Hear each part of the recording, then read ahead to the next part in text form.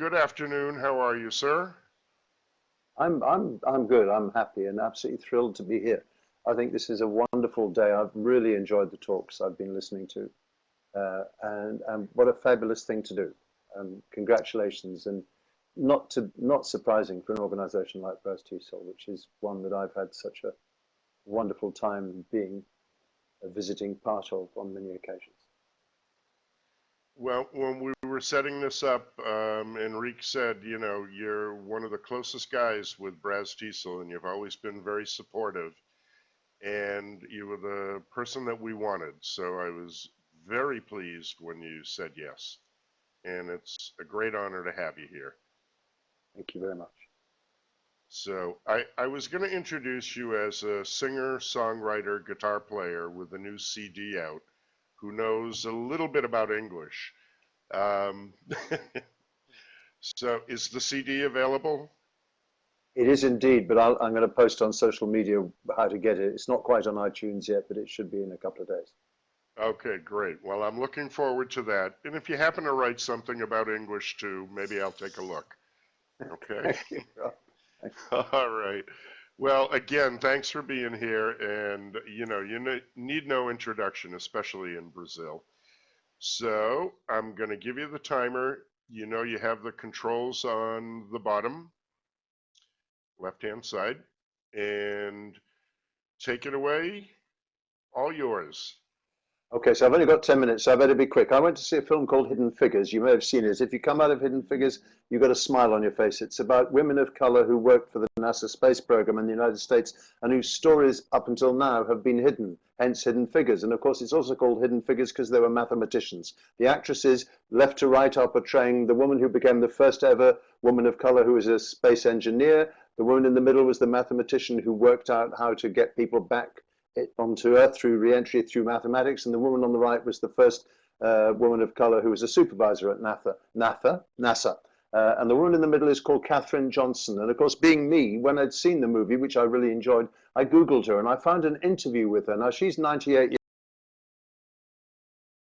years old now, Katherine Johnson. President Obama, come back, President Obama. Sorry, President Obama gave her a Congressional Medal of Freedom. But when she was a young 92-year-old, she gave an interview, which you can see on a program called What Matters. And in that interview, she was talking about teaching. I won't bore you with how. And she said, I don't teach answers. She says, I give my students a problem and get them to solve it. And it's through solving it they learn. She said, because when you teach to the test, she said, and this is going back to Isabella's talk earlier on, when you teach to the test, she said, you only teach what's in the text. And that shortchanges the students because you don't teach anything else, and it's really wrong. You only teach the test. I give my students problems and help them to solve it. Of course, this isn't a new idea. It's the dichotomy in teaching, which has been present all my life, and which you all recognize, is one between that view, which of course Ivan Illich talked about in 1970. Learning is the human activity which least needs manipulation by others. Most learning is not the result of instruction. It's rather the result of unhampered participation in a meaningful setting.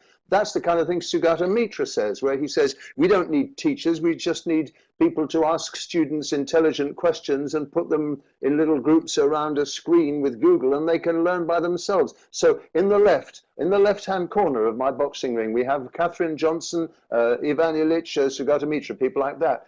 Somewhere in the middle, this is one of my favorite books, Gary Marcus wrote a book about learning the guitar from zero, from nothing, but he happens to be a cognitive psychologist, and he said, no, teachers know things. They can motivate students. They can provide incentive. They can impose structure on the learning. They don't just give you a whole guitar and just say, learn it. They teach you in little stages, and they can, of course, classically, and that's what the feedback session was all about, that lovely feedback session earlier today. What was the metaphor? It was the gift, wasn't it? The gift of feedback. Teachers can pinpoint errors and target weaknesses and so on. So that's about in the middle. And then if you go to the right-hand side of my little boxing ring, the other corner, you have this event from the EFLtalks conference in Glasgow this year, 2017, where Jim Scrivener, who's also spoken at BRAZ TESOL a few times, sort of had an encounter with someone called Jocelyn from China. And Jim was talking about how they teach in China, which is transmission. You stand there and you teach and you tell people things, and the students listen to you because you're the teacher, and that's what happens, and that's the end of the story. So we've got a whole sort of the huge dichotomy in my lifetime in teaching, one that I haven't resolved for myself at all, is between a view of teaching which sees the teacher as genuinely a facilitator, a provider of opportunities for students to discover and learn, versus at the other extreme, the teacher who stands there and tells you things about grammar and the present perfect and the third conditional. And believe you me, I've sat in a classroom in Japan and seen a teacher lecturing the students in Japanese about post-modification of the noun phrase, and it wasn't at all like the kind of classes I would expect to see by people who are members of BRAZ TESOL. So what I wondered was, is there a way somewhere in between? And I've got no idea how many minutes I'm doing. I'm panicking about minutes. Was there somewhere in between? Particularly because if you talk to people who've learnt English successfully in a classroom setting, the one thing they always say when you say, how come you learnt so successfully? They talk about liking English and loving English and just being interested in English. And that's what I want to provoke.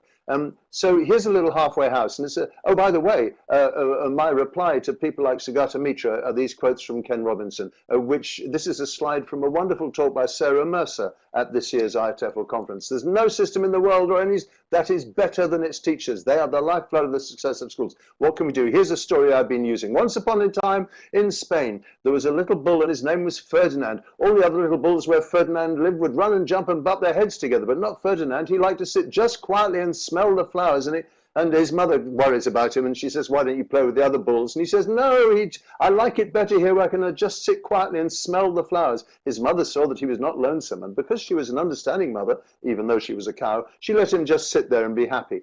So here's a little text. I've just been using it for fun. But here are things I can do. One of the things I can say to my students is, choose your 3 favorite words or phrases from this text, your favorite 3 words or phrases, put them in your suitcase and take them away. They're your words, because I'm not teaching you my language, I'm giving you your language. So it's up to you to take your favorite words and phrases, put them in the suitcase and take them away. And the moment you have this idea of takeaway language, suitcase language, it's saying to students, I'm trying to encourage you to fall in love with the language. What about reading aloud? We get students to read aloud, and we usually screw it up, because if they read aloud things that they haven't seen before, they're going to read it badly, and they know they're going to read it badly, and so on and so forth. How about saying to students instead, choose your favorite sentence in this little story, which is just the beginning of the story. Choose your favorite little sentence. And when you've chosen your favorite little sentence, not the teacher's sentence, not anybody else's sentence, but your favorite sentence, well, why don't you practice saying it in your head, then saying it aloud, then in your head, then saying it aloud, and then you can read it aloud, and we can all have a great time. It's your language, remember, and you're going to do it better.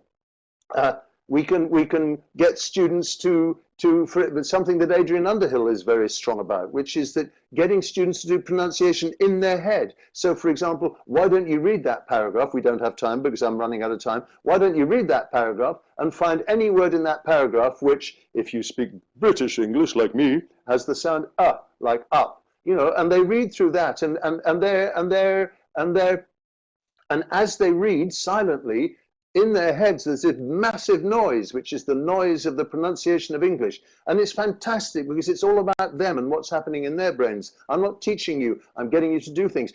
I can do the same thing with sentences and phrases with would. Have a look at the phrases with would in this text. What are they? Are they all the same? Does would mean the same in all these things? And you're doing all the work. And this is, of course, it's me teaching because I'm asking you what I want you to do, but it's not me telling you. This isn't transmission teaching, and so on and so forth. I guess the point I would like to make about this is that any text like this is, of course, the most incredible mining opportunity, gold mining opportunity, coal mining opportunity. I think Jane Willis was the first woman I ever heard talking about mining a text, so I'm sure she wasn't actually the first time I heard it. Anyway, so that's my just a little sort of metaphor for this tiny little talk, which is that we live constantly sort of, as it were, stretched with this tension between wanting to let students take it away, and I'd like to be more Katherine Johnson than a transmissive teacher. Of course I would, and she inspires me. She's an extraordinary woman, age 98 now, and she was a genuine sort of trailblazer in a somewhat hostile world of segregated America, and so on and so forth. She's an inspiring figure. And I want to say, I don't teach answers. I don't just teach for the test. But I recognize, as Isabella pointed out so memorably in her 10 minutes, how powerful the test is and how powerful it is for et cetera, et cetera, et cetera. So what I've tried to suggest in tiny little examples of some sort of halfway houses between, say, Katherine Johnson and the transmissive teacher. And of course, what happened in the case of Ferdinand, I hope I can just finish the story. In the case of Ferdinand, you see, the reason the other little bulls ran around is that they wanted, because bulls don't have very big brains, and what they wanted was to be chosen to fight in the bullfights in Madrid. And one day all these men came with funny pointy hats to find a bull to take to Madrid, a fierce bull to take to Madrid for the bullfight.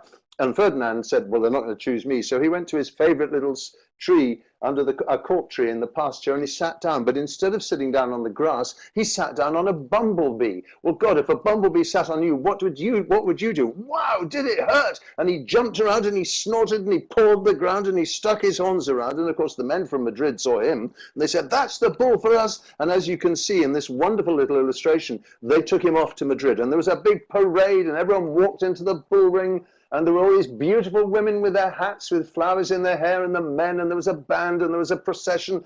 And finally the bull came, and there was the picadores, and the banderilleros, and the matador with his sword and his cape, and they're all very excited. And finally the bull came into the bull ring, and you know who that was, don't you? It was Ferdinand. And they were so excited because they thought he would fight fiercely and stick his horns around and be really, really scary. And Ferdinand walked into the middle of the bull ring, and he looked around, and he saw all the flowers in the lady's hair, and he just smelled the flowers and sat down.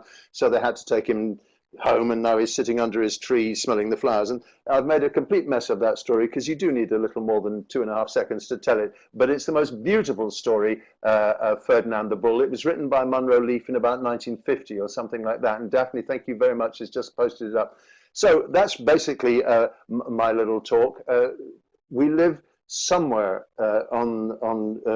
in the middle of a kind of boxing ring between, in the left corner, Katherine Johnson, and in the right corner, a transmissive teacher. How do we find our place in there? Well, I think that maybe we find it by trying to identify things that will help students to fall in love with English. And that's my talk. Thank you very much.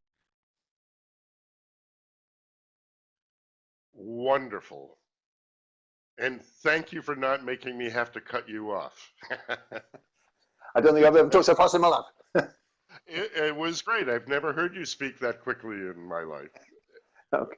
And congratulations, Rob, seriously, for a fantastic, a terrific day. I've had real good fun listening to this stuff. You know. Well done, you. Well done, BRAZ TESOL. Okay. Thanks so much, Jeremy. And I'll see you around somewhere. Okay. I want the CD. I'll let you know. Okay, great. See you later.